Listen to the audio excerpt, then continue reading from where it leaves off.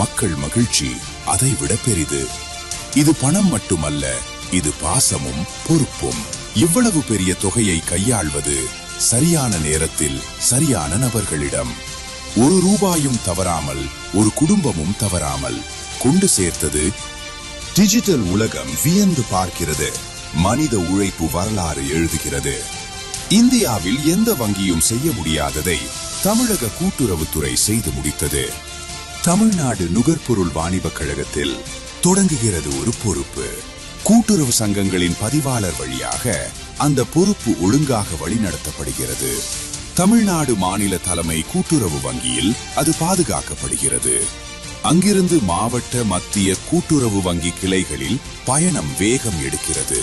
தொடக்க வேளாண்மை கூட்டுறவு வங்கிகளில் அந்த ஓட்டம் அலுவலகத்திலிருந்து மக்களை நோக்கி, இறுதியில் கூட்டுறவு பணியாளர்கள், விற்பனையாளர்களின் கைகளில் ஓட்டம் நிறைவு பெறுகிறது.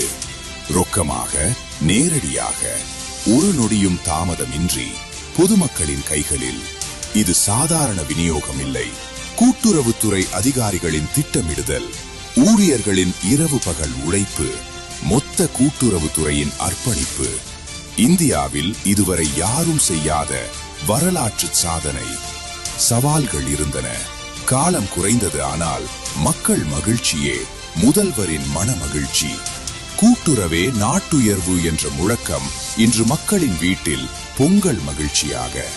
இந்த பொங்கல் விழா மட்டுமல்ல, நம்பிக்கையின் அறுவடை. தமிழக அரசு மக்களுக்காக, மக்களுடன், மக்களோடு.